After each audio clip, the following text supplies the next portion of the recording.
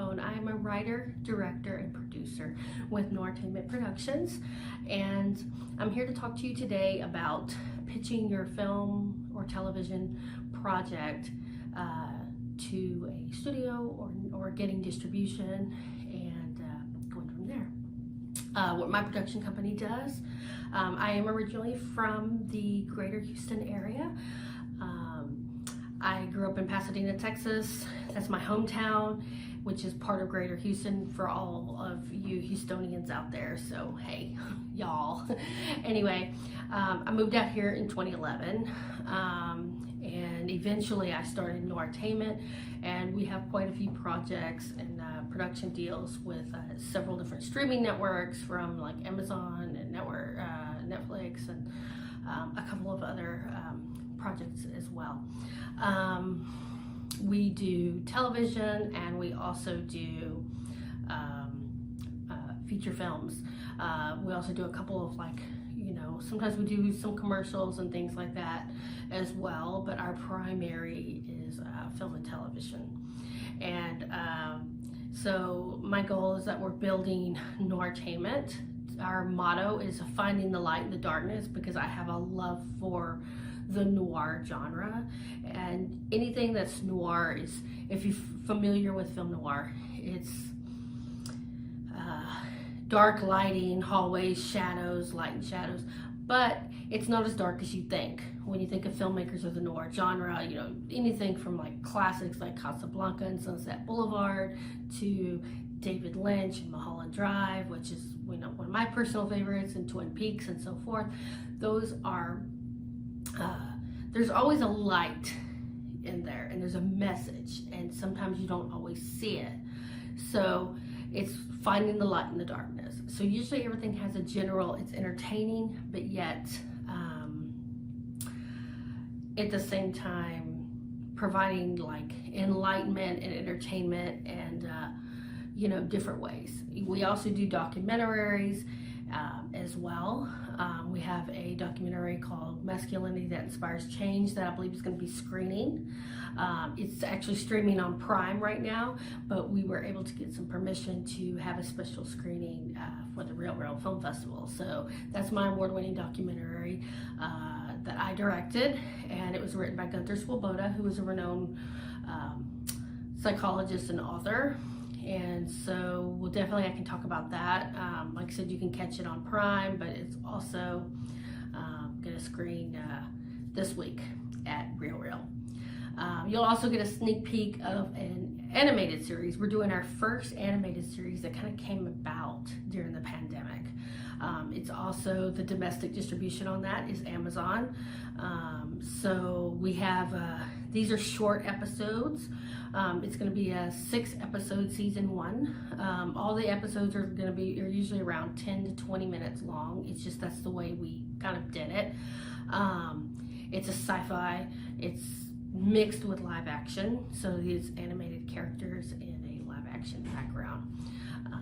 And it also kind of has this message as well. But it's like a strong female character. That's Hazley.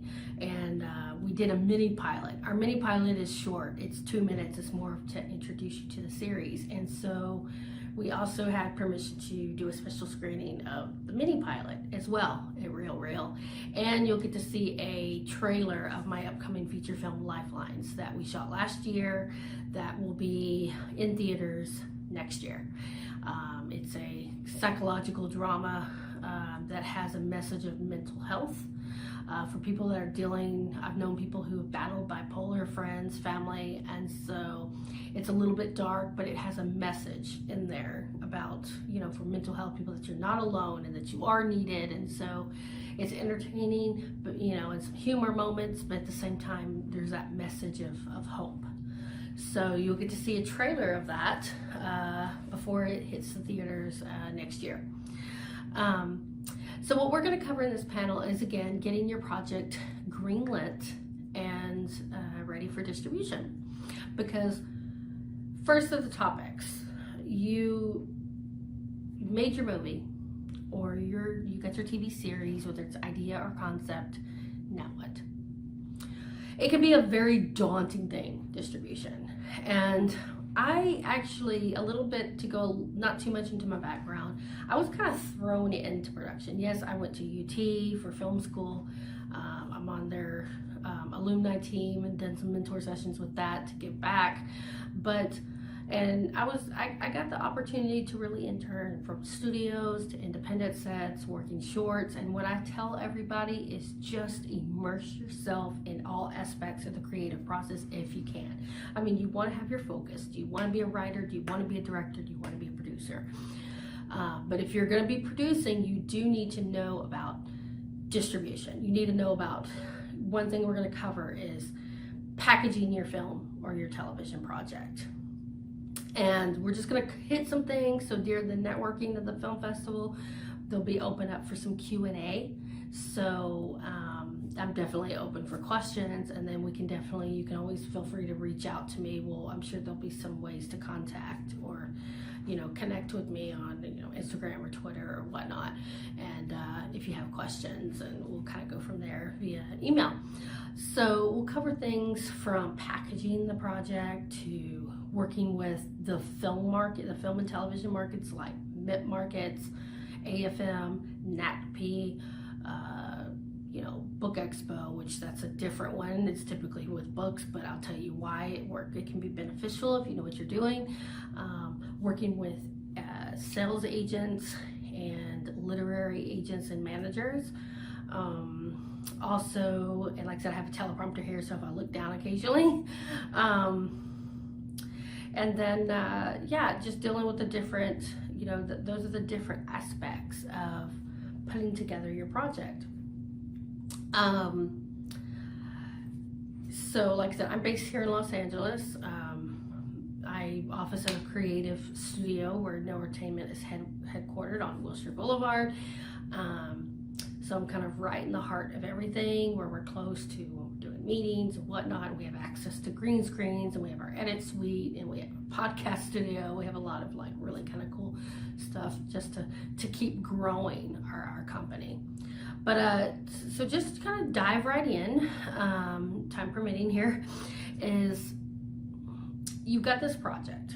Now what? Okay.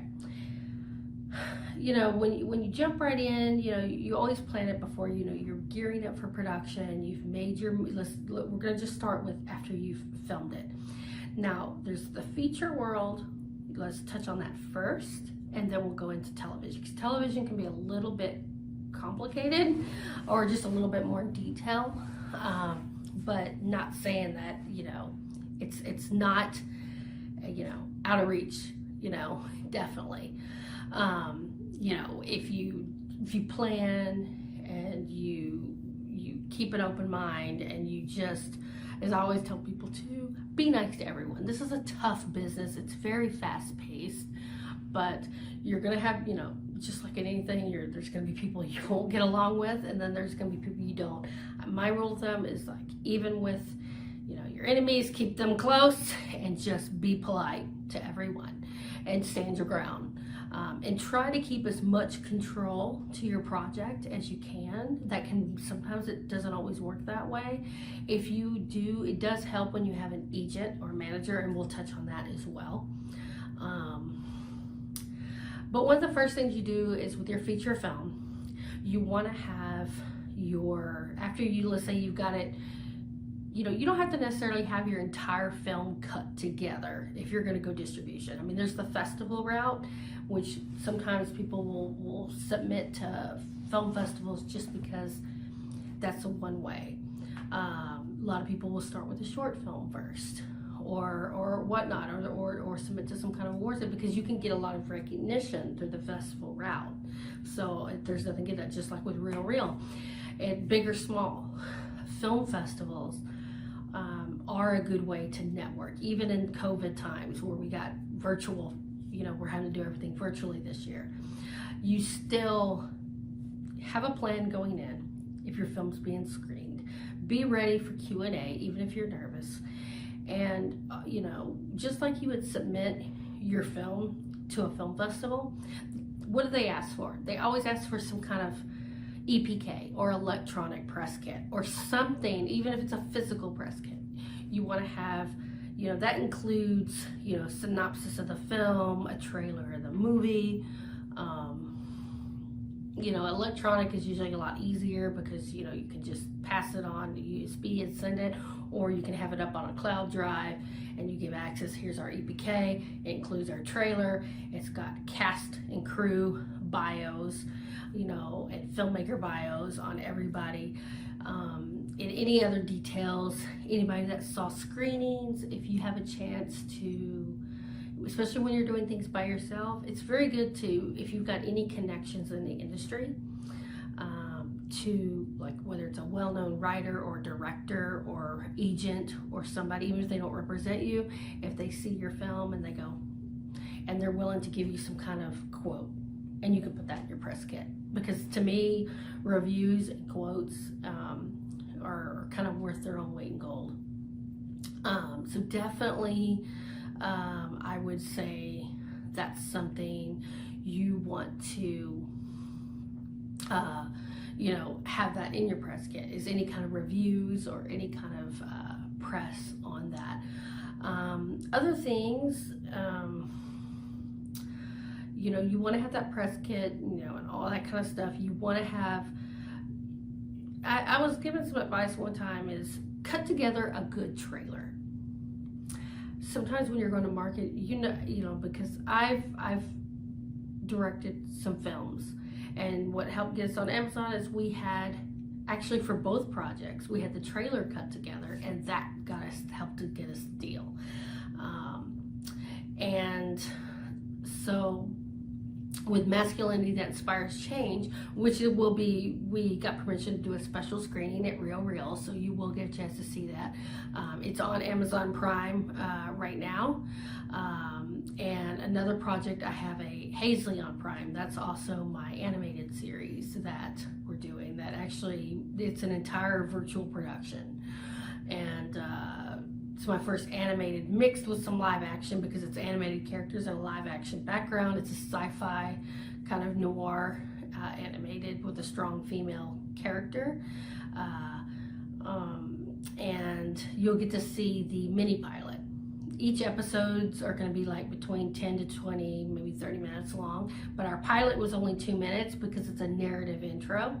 So we're going to screen the pilot. You can see it on Prime now, but we will have a special screening at RRIFF, as well as a debut of our trailer for Lifelines. That's my feature film that we shot last November, and it's been in post-production, and we had to move our release date due to COVID-19, so it will be in theaters, select theaters next year.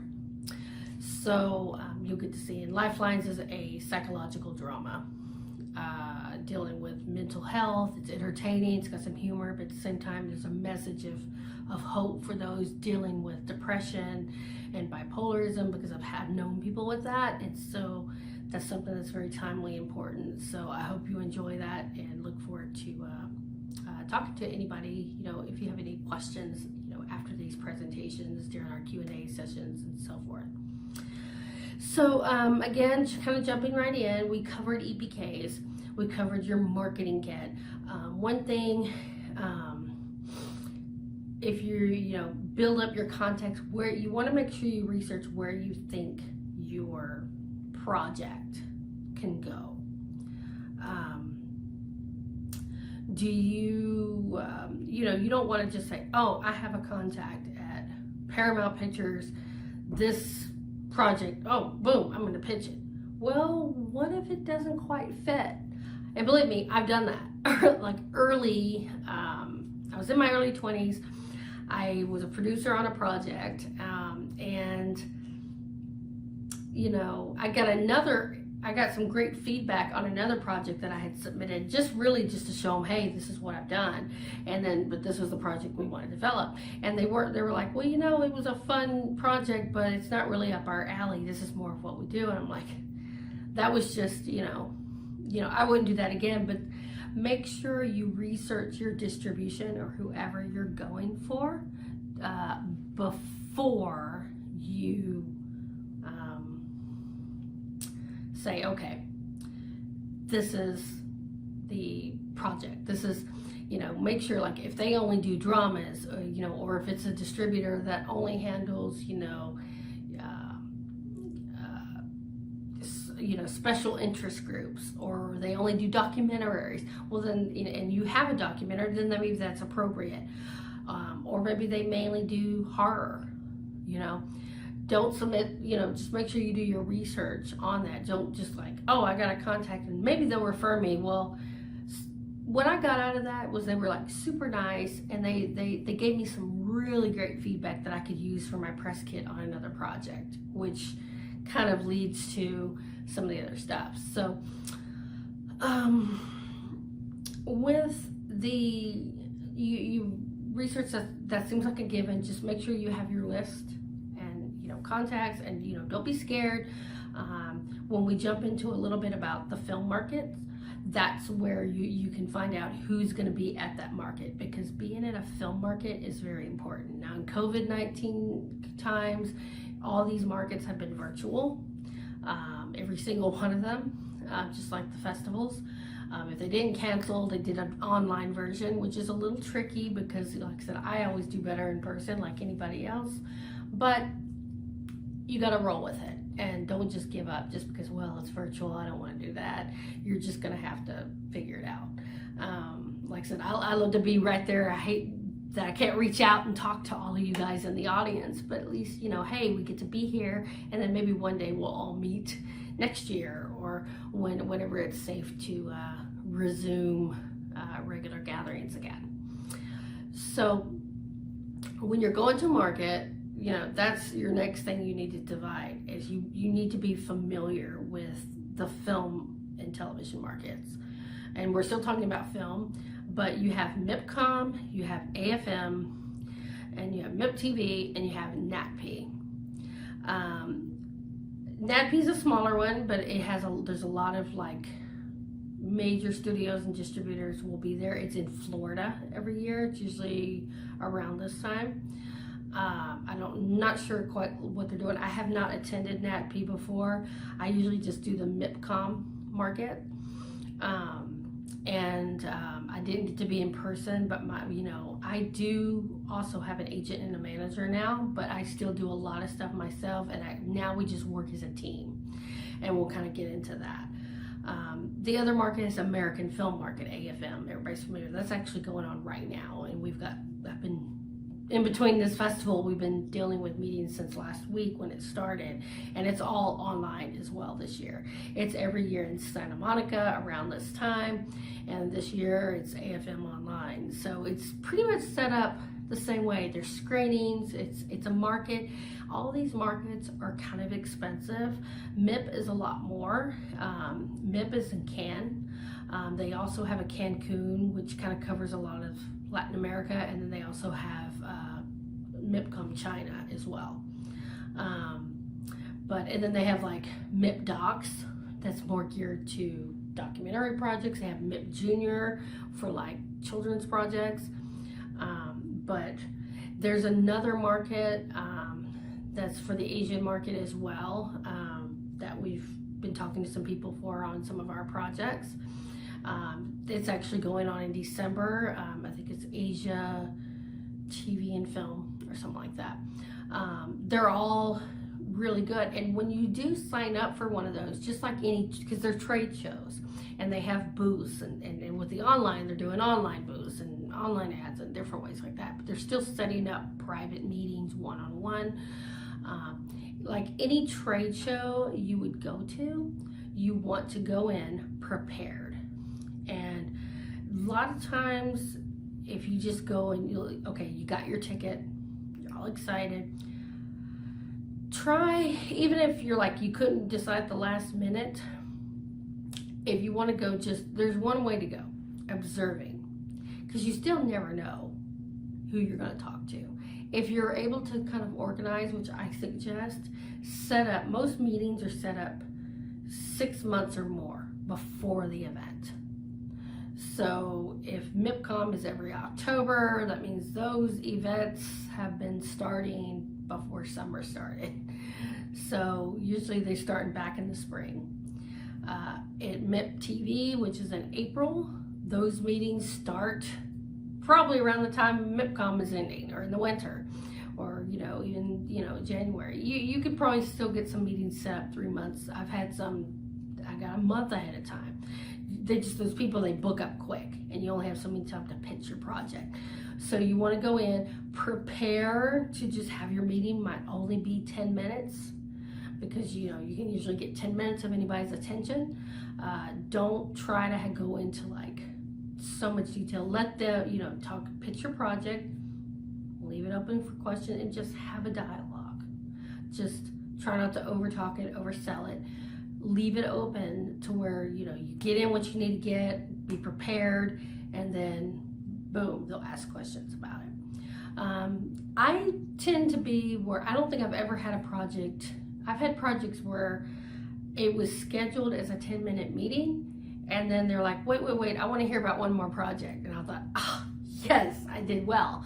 That means I got an hour and a half, and I got a deal out of it. But that's just depending. And some of these meetings I do by myself. My manager sets up some of them, and then I'll go in, if we don't go in together, because he's usually working his end, and then I'm working my own. If you will get into kind of the management talent relationship thing, when it comes to that, people have love-hate relationships with talent.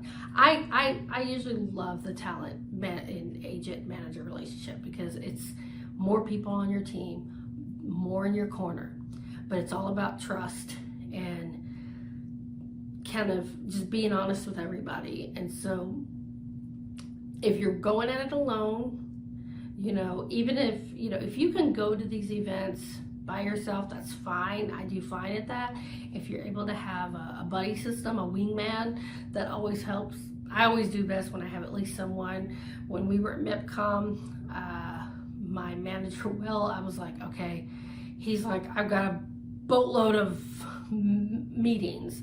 And then I had some meetings, and then some that he had set up, and then there were some parties, and he says, okay, we're going to meet back here. I will call or I will text you if I need you to come over here, and then go from there. Because usually they're agents and managers, they know how to do their thing, and they're all about selling it, because they work on a commission. So it's like they want to get that sale. So sometimes I just kind of let them do their thing, and then I do my thing. But you work together and you communicate. And make sure you're not double backing, like, oh, if we're pitching the same place, are they different departments? So the key on these markets is, and I know I seem to jump all over the place, because I don't really have an exact formula. My biggest thing is just be prepared, be planned. Don't have to go in with your project finished. Going back to the point of having a trailer on a film. If you can cut together a nice trailer, not giving away too much, but that's just that little tease, then, and if you have a name in your project, that does help. Even if they're not like super famous, if they tweet one thing on Twitter or Instagram, and all of a sudden, maybe they're known for a certain project, then next thing you know, your Twitter and your Instagram and your social media is blowing up, because it's like, because it's camaraderie. And, if just be nice to everybody. It does help to have names in your project, or at least someone that might have a cult following or something. But I've seen a lot of projects that don't. A lot of people say, I love it. Oh, I don't know any of these people, or this person's not known well. But as long as it's done and you got a compelling project and your trailer entices them, they're going to say, oh, we love that. Okay. Then they're going to want to know, when's it going to be done? And they may buy it based on the trailer. That does happen, and I've had that happen. But they also may go, okay, we're interested. Okay, as soon as it's done, can you send us a rough cut? Okay. And I know you're nervous about rough cuts, but sometimes, they know it's rough because they asked for it. They know that maybe there might be a syncing issue with the music, or someone's sound is not synced right. They know it's a rough cut. So just, as long as you present it well in the story, and they see it compelling and it's appropriate for their market and their audience that they're distributing to, then great. Just have a good repair, but you can cut together and get some sales. And when you go to the MIP markets, the foreign markets, which generally, like AFM is more for domestic, although there are foreign there, and you'll meet, it's great networking. Even if you don't have a project and you're just going to it's kind of expensive just going in on your first time, but definitely it's worth it. AFM is usually roughly between like depending if you register early, it's close to 200 per individual to upwards 300. MIPCOM is a lot more. It's like around 800, 900. Same with MIP TV. And NatP, I'm not quite sure, but they're usually all about that same ballpark range. The bigger the market, especially like the foreign markets, because but you get a lot out of it. And there's a lot of little breakout areas while you're regrouping in between meetings, or maybe you had your map out plan, but you left room in your schedule to meet new people while you're sitting. They'll have like a welcome breakfast. MIPCOM is really nice because they had like a welcome breakfast for filmmakers and people especially who were new.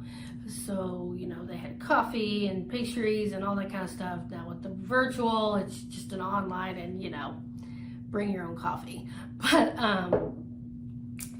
yeah, so you go in there with your project, and if you can, sometimes there's ways that you can submit, like if you want to screen your film at MIP, which is definitely ideal. We did a screening of the trailer of a TV series in MIPCOM, and we didn't have the regular. We actually got a smaller room, and then my manager pulled a couple of people together, and we had everybody in like a room of about 50 people, and they watched it. And it wasn't one of the bigger screenings. Sometimes that's you could say there's creative ways that you can get your things screened.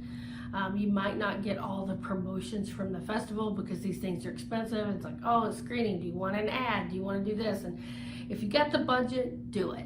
But if you don't, there's ways that you can get around it, and you just need to kind of market yourself and say, okay, or if you're staying, like the hotels usually have stuff going on during the week of these big markets. Whether it's parties or cocktail sessions or whatever. And this is talking about the non-virtual, the virtual ones, they just have to do an online version. And it's still an invitation only. It's just a virtual screening, similar to like what we're doing here. But when let's say your hotel, you work something out with the conference room, or some hotels over there, they have screening rooms, and they say, hey, do y'all have a projector? Okay, sometimes as a part of your plan, you can sweet talk them, you can work it, you can say, hey, we want to have a little, and then maybe, you could use that money to put towards in your own hotel, as long as it's close to the event, is one thing I've learned. Or, just going, like doing your events ahead of time, going, hey, there's a local bar that's right across, or a local restaurant right across, and have a meeting room. So do your screening there and say, hey, we're doing a screening at such and such hotel or such and such, da-da-da-da. And then you invite some of these studios and these buyers and these people over to your deal. You set up a Q&A, and you can set up the whole thing. And I can go into more detail on this personally with any of you guys after, but that's one way you can, if you can't afford the screening at the actual event, because that can get into the thousands of dollars, but you can do it in your, like I said, if you're staying at, sometimes it's worth staying at a nice hotel or somewhere where you can actually set up, hey, I need a conference room. A lot of times they'll because you're a guest there, sometimes you can work it out. I've gotten things to where all I did was have to buy food and drinks, have my thing screened, and I got the room comped. But it just depends on, your connections and how you can kind of work it, and just if you want to get some screened, you'll get it done and you'll find a way. Don't give up. And make sure you have copies of the press kit. You want to be careful about just giving out your film hard copy to just anyone, like, here, everybody that came to the event, blah, blah, blah. You know, you want to make sure, okay, yeah, we're interested. Because you're probably not going to get that kit back or that film back. If it's up on the cloud, you can give them a password. You can always change that password later. That's always kind of a recommended and what most people do. Most people expect that. Hey, send me a link with a password on like a private Vimeo link, because anybody can access Vimeo. I like Vimeo because you can do the password. YouTube, you can list it unlisted, but people can usually find ways of finding it. So that's one way. That's just planning. The key is just really plan. Know what you're doing. Even if you have no contacts, when you get to the event, if you're doing an offsite screening kind of close by at your hotel or at a restaurant or somewhere, if you don't know places like Cannes, usually I would say your hotel is probably the best bet, especially if you're staying kind of close to where it's at. There's plenty of places, and you know, the people of Cannes were always like very nice to me, and it was very easy going, and my manager kind of helped with that more, but you know, you definitely, those are just different ways you can do it. Then you want to have, that's for films. Like I said, MIPCOM and AFM are probably your biggest thing. I think in New York, they still have the independent feature film market.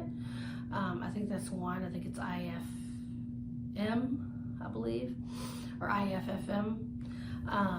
That's another one. I have never done that one. I've only done AFM and the MIP markets.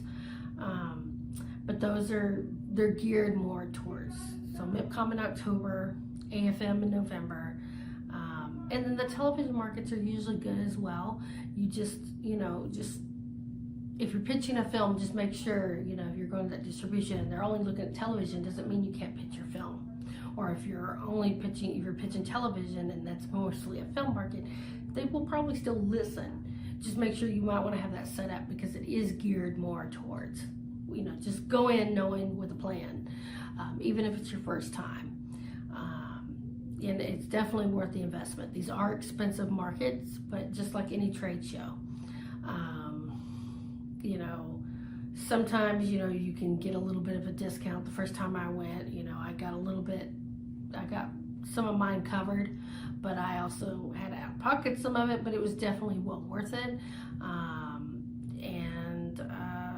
You know, we got a lot out of it, and we made some deals, and we made some licensing deals, and we made some connections.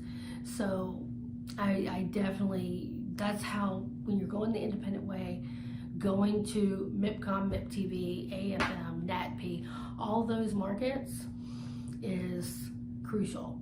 And there's more markets out there.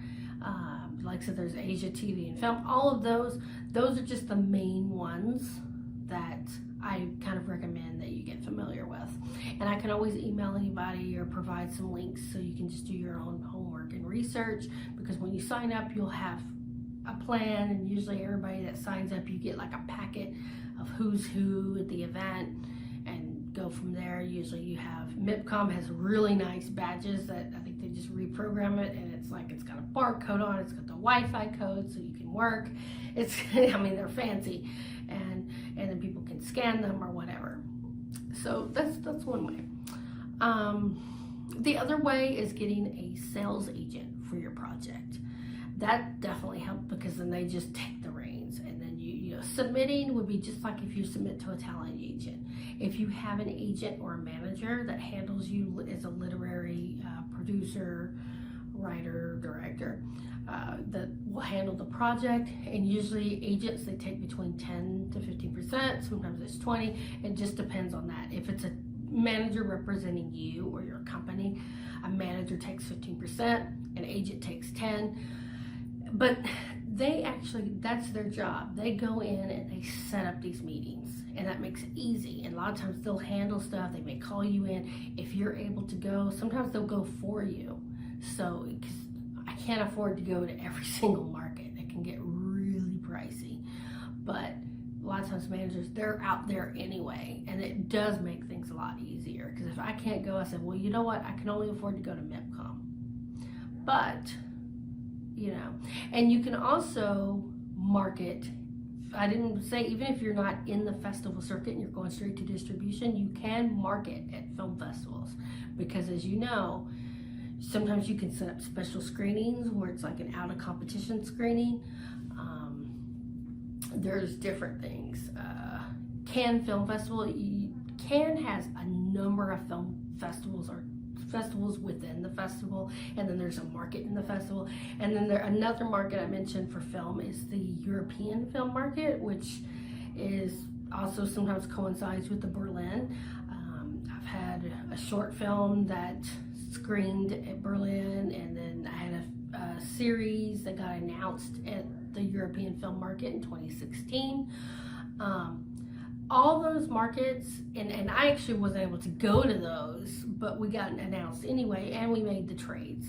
So that's another thing too, is if you can get some recognition in like the Hollywood Reporter, even if it's, sometimes if you can't get in it, just take it out an ad. Now I've had journalists come to me and feature, so if you go to Hollywood Reporter and you type in my name in the search box, it'll come up with projects.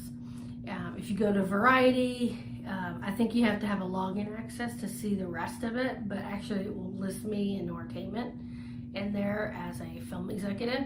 So it's like making the trades adds a lot too. So if you're able to get that, I didn't really cover that because that can kind of go as part of your marketing kit, but forming a good relationship with the Hollywood Reporter and Deadline and Variety and the Wrap and all of those, they verify everything. So it's you know, and even just papers, you know, major newspapers like the LA Times or the New York Times or the Houston Chronicle or the Houston Press or any of or the Village Voice or any of those, they're not really considered the trades, but they're mainstream enough. An article in HuffPost or Thrive Global, or the more you can build on yourself and your brand, that helps too. So that's another buildup, is kind of, sometimes you got to do these things simultaneously, but it adds to that, because then people will see, and then if they Google you, they'll be like, you know, I made the mistake of being part of, you know, I'm not going to go into that detail, but where you had a project and it was like,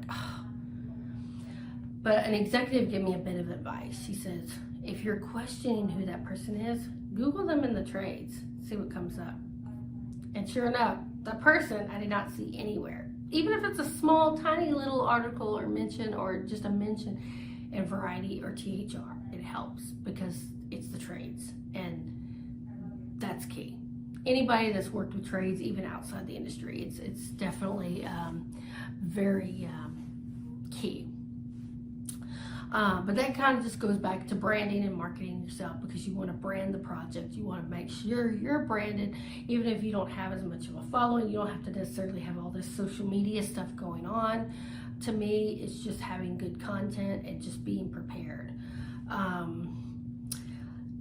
If you know, don't worry about submitting to the big until you're established. I mean, I have an agent. I have one of the top agencies as far as for my agent representation, and then I have a really good manager. And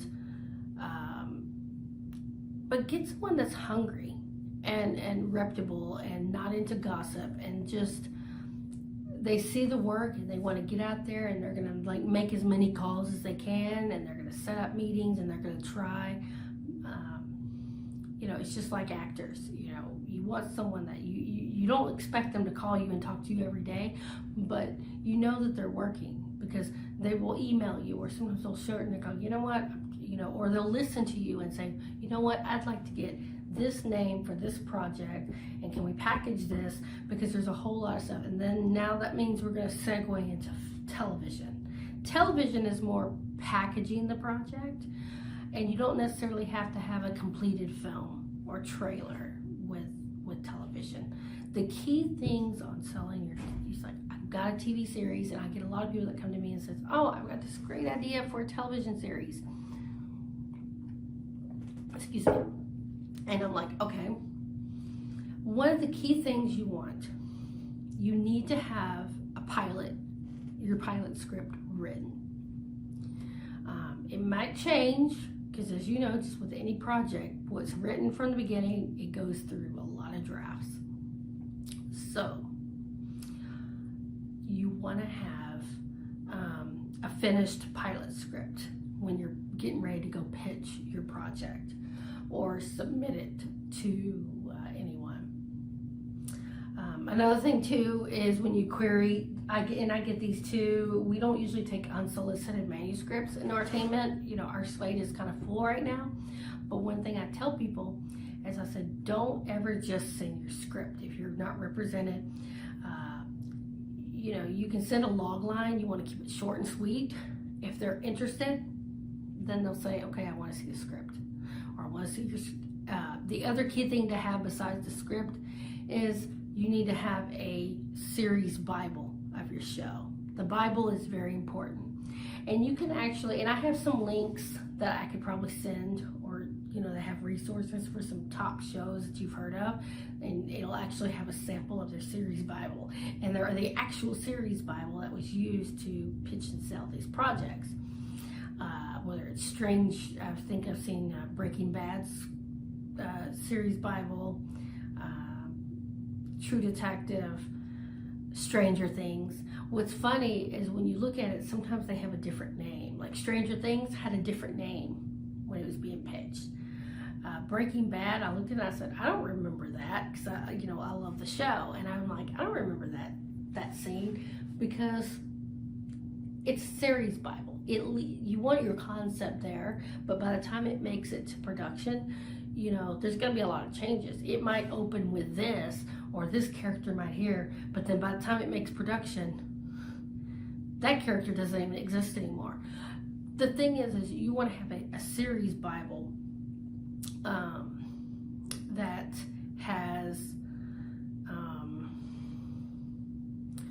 you know, it'll start out with the synopsis of the story. It'll go into a little bit of a narrative, maybe compare the market of the genre that it's in. There'll be a character breakdown. A lot of times, you know, and there's really no perfect way, because if you go online and if you get a copy, and there's some readily available Bibles of those shows, the ones like I mentioned, like Breaking Bad, True Detective, whatever, that are out there. Some are all text, where it's like there's no visuals, and then some have pictures with it. I know the Stranger Things Bible has images and background images and all kinds of stuff, because it's a sci-fi series, so I can see that. True Detective is just basically, it's written out. Some, you know, it just depends. A lot of times when you're doing your character breakdown, sometimes you can include the actors, like a concept. Doesn't mean you're going to get that actor, but if you picture, you know, Tom Hanks for a certain role, or you know, Lily Reinhart from Riverdale, or somebody like that, doesn't mean you're gonna get that, or Dakota Fanning, or whoever. Usually those names, you just put that, like, hey, this is how I see her. You know, doesn't mean, you know, when it comes time to packaging the project, and if you, like I said, you get a deal, then they're gonna have their, you know, it'll be discussed on that. You want to have some bios on the creator, the writer, blah blah blah. Even if you're new, just have a nice bio. You want to, you know, if you got any producers attached, the Bible just really outlines everything. And like I said, I can send you samples. I can show some samples of what a Bible kind of looks like and consists of. It'll usually outline, you know, a lot of times you want to outline. If you plan to go to 5 seasons, you don't have to have 5 scripts ready. You want to have a pilot script, and then you're just going to have short, like maybe synopsis describing each season. One key thing that can kind of give you a head start too is if you can get a showrunner attached. A showrunner is your head writer, creator of the show. Usually it's someone that's, you definitely, to get a showrunner, you definitely need to have something in your budget. A showrunner, or, you know, in your project. from, you know, getting some of the bigger name showrunners on like some of the big shows, like, oh, they'd be perfect. And usually a showrunner they're dealing between a good show to watch to, if you don't really know what a showrunner is, I think you can go to Amazon. It might be streaming on Amazon, or you can rent it if it's not streaming, but it's worth the rental. You can rent it for, you know, not very expensive. And it's called Showrunners. And it's Showrunners, the art of running a television show. And they'll have, you know, from all kinds of well-known showrunners, from the guys, the husband and wife team that ran The Good Wife, to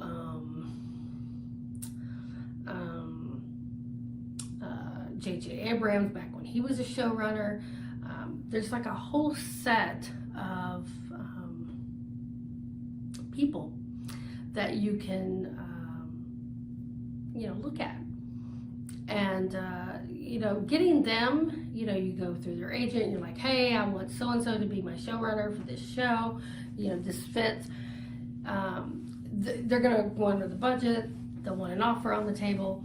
So, you know, you can also do it yourself. I mean, I'm a showrunner. I'm more of what you call an up and coming. But even then, it's like, you've got to have something set. Even if you're not getting everybody's salary, you need to be ready to contract them going forward.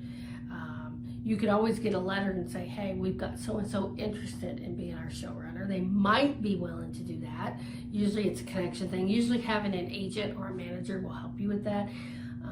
That's usually if you're going to do and produce it yourself. If you're just looking at, you know, being the creator, you know, you may end up being, a lot of times when you see a TV show, you'll see like all the executive producers. Some of those producers or executive producers on there are not just the studio people.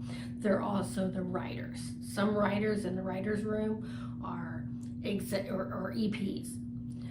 The showrunner is an EP. There's no title on the project that says showrunner. Usually sometimes it's the creator. Sometimes it's not. Some shows will have two showrunners, one that usually generally deals with the network and one that's more dealing with the creative. So they kind of split that. Sometimes that's recommended when you're new. I have a project right now that I might be co-show running just because I haven't done as much, but they want to pair me with somebody. I'm like, okay, it's great because you learn from that. So that's another thing that you might want to consider if you're able to, because you kind of got to look at the budget. You don't necessarily tell everybody what your budget is on your project. It could be anywhere between like a $1 to $2 million an episode, which is kind of considered low, depending on what your project is. And go, well, you know, we're going to do 8 episodes our first season, you know, $1 million, blah blah blah. You don't have to have a pilot shot. I suggest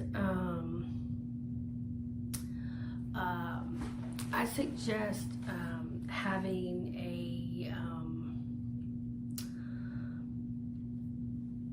a proof of concept, which some people you might have heard call this a sizzle reel. A sizzle reel is not really a term used anymore. It's called a proof of concept. A proof of concept is usually less than 2 minutes. They're pretty short. You can say, oh, it's a trailer. No, not really, because a trailer, you've already done it, you've cut together the footage for that. A proof of concept is actually kind of showing that, hey, we can do this. It can go with your series Bible. So you have your pilot, you have your series Bible. Optional, if you can put together a deck.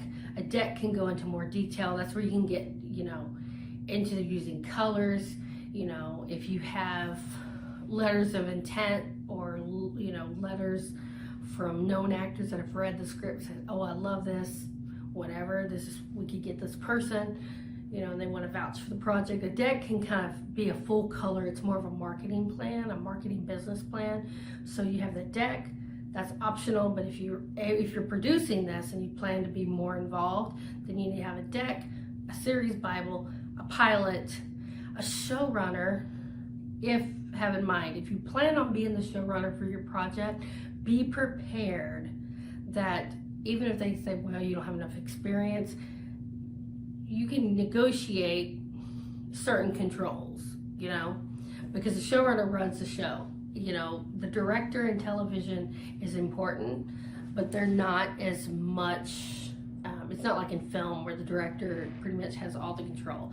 The writer, that's why a lot of writers like to do television, because you have a little bit more. Yeah, it's the writers and the network, you know.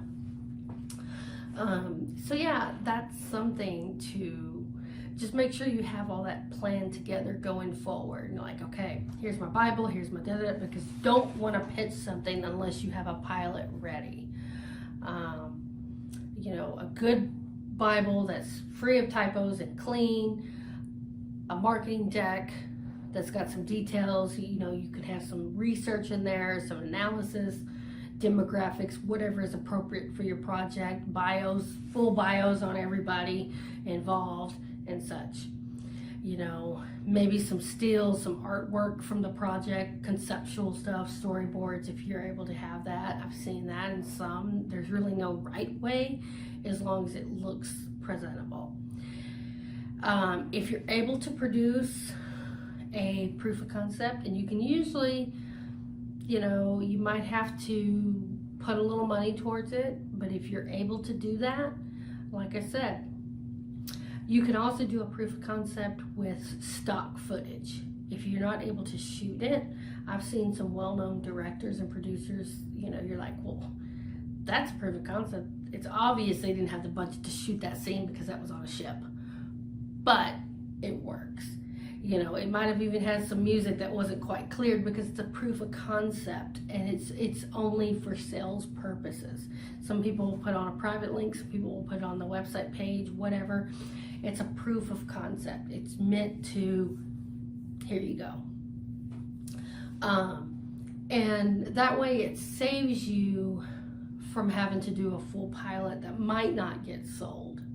Because sometimes when you go ahead and do the pilot, if the project gets bought, they may say, well, okay, we're going to do this series, but we're changing these actors. Or we're going to put this actor instead of this actor. Or whatever. Some pilots, you know, I've seen where they had pretty much the same, but they changed a couple of things here and there. But you can make your pilot if you do have a budget and you want to say, hey, I'm going to go ahead and make the pilot, shoot it, then you know you got a script. Do still need a script Bible. You should have your marketing deck. You still want all those concepts. You're just saying, hey, we got a proof of concept. You can even cut a proof of concept from that pilot. We've got a rough cut of our pilot. Boom. I have a limited series right now that I can't really talk about, the name and all that kind of stuff. It's got a 10 episode limited series order, and with a network. And like I said, I can't say what it is right now, but we did shoot a pilot on that one because we were able to have, you know, something, and we were able to put that together. And then based on a rough cut, they saw the first 8 minutes, and then boom, they ordered that one. So that's how that worked. And that was kind of a joint deal between me and my manager. He was kind of handling that, and you know, that helped a lot on that. But it doesn't always happen that way. Like sometimes you can sell the project just not even having a proof of concept. But it shows, if you're a production company, it shows, hey, we can do this. This is what we're gonna do. As long as it's well done and it looks nice, there you go. So that's kind of the packaging a series. And like I said, a series, it's the networks. And with the streaming world, things the whole industry has changed with the age of Netflix and Apple and Amazon and Hulu and all kinds of opportunities. You know, if you think your show's a prime time, like for the big four, like ABC, Fox, I typically don't write in that area where there's a lot of pressure on that. I would say as a first time out the gate, I wouldn't try pitching unless you've got a really good agent or manager. Oh, I want to be on Fox. I want to be on ABC. Streaming networks, and they're actually getting a little picky now, especially because almost people are everything they're watching is on Netflix or Amazon or whatnot. But and then there's a lot of other networks that are around that are just as good. So yeah. My thing is, my biggest takeaway, and like I said, I know I jumped all over the place, and we can definitely talk throughout this festival. I'll be there for you. But just being a little bit familiar with, we talked about the markets, MIPCOM, MIPTV, AFM, NATP,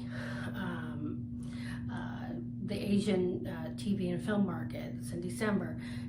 Plan for those. Think about it. If you want to distribute your own film or television, have a pilot or a script if it's a film. Have a series Bible, have a marketing deck, have a little bit of branding on you and background, make sure everything is together. Go into these trade shows like you would any trade show. Go in with a plan to that showcases what you're doing, even if you don't know what you're doing. There's I hate using the term fake it till you make it, but sometimes that can work to your advantage as long as you just be nice to everybody. If someone doesn't like it, okay, it's not for them. But sometimes you pitch something and you might have a bunch of rejections, just like any writer. A lot of use that collection of as what I was in a writer's one of the very first writers clubs I'd ever attended, like when I was like 18. They told me, use that rejection as like your wallpaper. It just shows you're putting yourself out there and you're making something to get your work out there. Don't be afraid. Don't be afraid to showcase yourself. Don't be afraid to get that script out there. And I'm at the studio, so if you hear a little bit of noise background from outside the room, it's not a totally soundproof room. It is a working studio with all kinds of people buzzing about in this virtual world. So I just made it as quiet as I could. But yeah, if you have a plan and you have a good attitude, you're gonna make it and you're gonna do well. And just keep building things up and going forward, and embrace your rejections and learn from them. Because sometimes I've had the best rejections where my manager submitted a script to a studio, and the studio came back, and he'd been working on them for a while, and the studio said, this is a great script, we love it, we don't think we're going to pass on the script, however, can you book a meeting? We'd love to see what we can do. I got a development meeting from the studio on that rejected script. So they didn't want that script, and it wasn't that they didn't like it, they just didn't have a place for it. It was kind of it was like a romantic drama, which I don't write a lot of, and it's kind of niche. So it was like, okay, it's gonna have a certain audience for that. So I got not only what was scheduled to be a 10 to 15 minute pitch meeting, it went on for an hour and a half, and they wanted to see more projects. So we've got something going on in development with that studio. So that's what I say. I say, embrace that. You never know what's going to come out of it. You may not. You may just get a rejection with some good feedback. My manager's always good about asking if he gets feedback. Sometimes they don't have a lot of time to give you things. One thing we didn't cover too much in this panel, but it is key, especially with your pilot or your film script, is to get coverage. There's a lot of coverage sites, such as like screenplay competitions, where even if you don't make it as a finalist or you make it real far, you tend to get coverage from it. Scriptapalooza has coverage service. I was a judge for, I think, 2 of their competitions for screenplays. They're well known. You have other screenplay competitions like Nickel and some of the big ones and all of those. And then you have things like the blacklist, which are very competitive.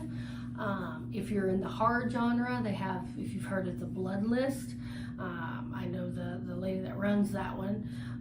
It's kind of gotten really big.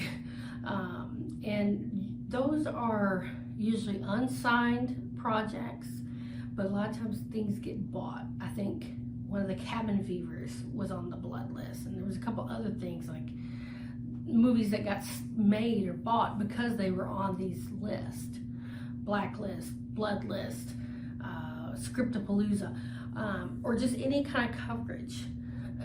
That's basically coverage is just having someone that's going to read the script. Usually it's a professional. They don't always say their name. Usually it could be a studio executive, it could be a literary agent, it could be any number, it could be a reader with an agency. And what they do, and that's what agents will do too, they'll get coverage on things, because then they'll be like, hey, the coverage on this project is through the roof. Everybody loves it, and that can help as well. So I didn't touch too much, and I wanted to make sure I did cover a little bit on that, but that's another thing that will help when you're packaging and marketing your project for distribution, is getting coverage as well, and that can go in your press kit. You can have a section in your EPK that says coverage on the project, and in a way it's kind of like reviews. You know, a lot of times you can, you know, if they wrote a lot, my manager sometimes will just get up and he goes, hey, I know you don't have a lot of time, but can you just tell me what maybe, and then sometimes that executive, that studio will give him a couple sentences like, okay, great, thank you. And that way going forward, when he goes to the next potential buyer or studio or production company, then they'll go, you know, in your mind, that person said this, and then maybe it'll make you think, well, maybe we need to change the angle. Or sometimes as a writer, you thought, you know what, maybe I need to change something in the script. Maybe that will help it get to that next level. So anyway, it was a blast to do this virtual RRIFF festival and be a part of this. I look forward to talking to each and every one of you during the event and the Q&A coming up, and some of the little networking functions that Michelle and all the team at RRIFF have planned for the attendees. Again, thank you. Keep working, keep creating, immerse yourself, keep inspiring, and make a difference, and just get your stuff out there. Don't be afraid to jump back into the trenches if you have to. Do whatever you can to get your project moving to that next level, because that's what's key. Even there's a lot of things that I could touch on, and I don't want to kind of, you know, I could go on and on about, but yeah, do it, go for it, and looking forward to networking with you throughout the festival, and hope to one day maybe even meet some of you guys soon in the flesh. Thank you, and have a great